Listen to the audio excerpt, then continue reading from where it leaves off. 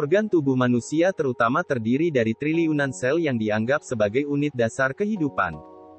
Kumpulan sel yang sejenis dengan fungsi yang sama membentuk jaringan.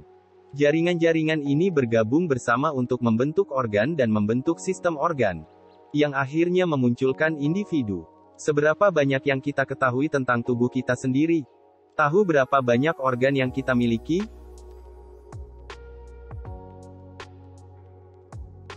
Mari kita lihat secara rinci berbagai jenis organ dalam tubuh manusia berikut ini. Otak adalah pusat kendali tubuh. Ini membentuk inti dari sistem saraf pusat dengan menciptakan, mengirim, dan memproses impuls saraf, pikiran, emosi, sensasi fisik, dan banyak lagi. Tengkorak membungkus otak, melindunginya dari cedera. Ahli saraf adalah dokter yang mempelajari sistem saraf. Seiring waktu, mereka telah mengidentifikasi banyak bagian otak, termasuk sistem di dalam otak yang berfungsi mirip dengan organ independen.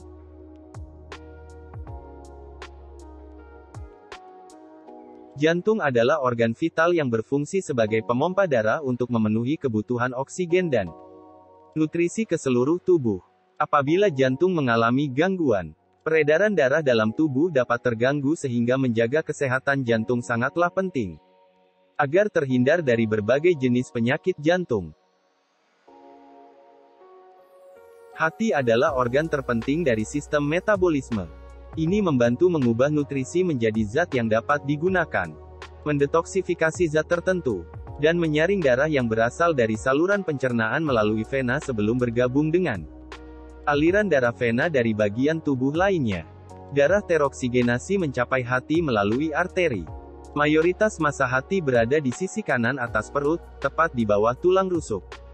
Hati memainkan banyak peran dalam pencernaan dan menyaring darah, termasuk memproduksi empedu, membantu tubuh menyaring zat beracun, termasuk alkohol, obat-obatan, dan metabolit berbahaya, mengatur kadar berbagai bahan kimia penting dalam darah, termasuk asam amino, membuat kolesterol, menghilangkan beberapa bakteri dari darah, membuat beberapa faktor kekebalan, membersihkan bilirubin dari darah, mengatur proses pembekuan darah, sehingga seseorang tidak mengeluarkan darah terlalu banyak dan tidak mengembangkan pembekuan darah yang berbahaya.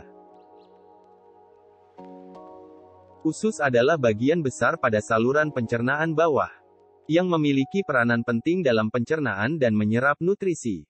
Bentuknya panjang seperti tabung, namun usus memiliki dua bagian, usus kecil dan besar. Keduanya memiliki peranan yang sangat berbeda. Usus kecil yang bertanggung jawab menyerap nutrisi dari makanan, dengan ukuran hingga 20 kaki dan terdiri atas 3 bagian. Di antaranya duodenum, jejunum, dan ilem. Sementara usus besar hanya berukuran 5 kaki, tapi diameternya besar, sekitar 3 inci. Bertanggung jawab untuk menyerap air dari limbah tubuh. Dalam prosesnya, usus besar menghasilkan kotoran, yang keluar melalui rektum manusia. Sistem rangka manusia adalah rangkaian tulang dan sendi yang menjadi dasar bentuk tubuh manusia. Dengan adanya sistem ini, manusia dapat bergerak dan berbagai organ penting di dalam tubuh pun dapat terlindungi. Manusia umumnya terlahir dengan 300 tulang. Namun, seiring dengan bertambahnya usia, beberapa jaringan tulang akan menyatu. Dengan demikian, seseorang hanya akan memiliki sekitar 206 tulang di dalam tubuh saat mencapai usia dewasa. Fungsi sistem rangka manusia. Tidak seperti organ lain dalam tubuh, tulang memiliki tekstur yang keras dan sangat padat. Hal ini dikarenakan tulang berfungsi untuk melindungi organ-organ penting di dalam tubuh, seperti otak, paru-paru, dan jantung.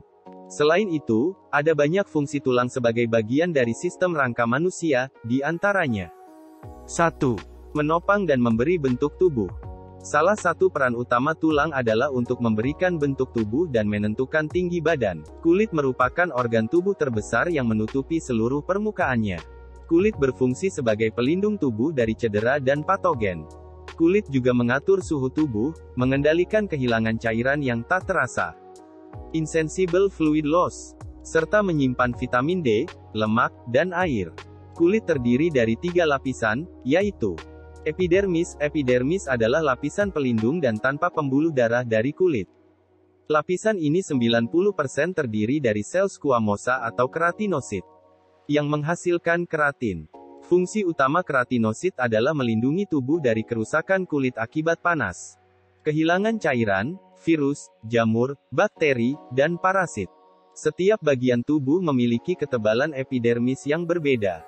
Paling tebal di telapak kaki dan tangan, sedangkan paling tipis di kelopak mata. Sekitar 0,05 mm. Dermis, lapisan ini terletak di antara epidermis dan hipodermis. Dermis terdiri dari dua lapisan, yaitu dermis papila dan retikular, yang membantu melindungi tubuh dari tegangan dan tekanan. Dermis juga mengandung kelenjar apokrin, jaringan penghubung, pembuluh darah, folikel rambut, kelenjar keringat, dan pembuluh limfatik. Pada lapisan ini termoreseptor dapat ditemukan, yang mendeteksi panas, dan mekanoreseptor, yang peka terhadap sentuhan.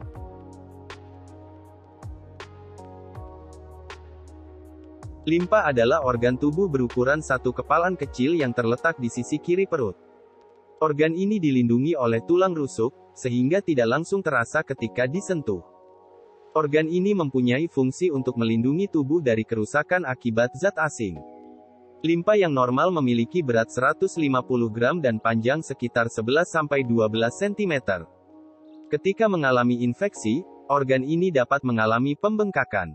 Nah, pembengkakan inilah yang disebut dengan splenomegali.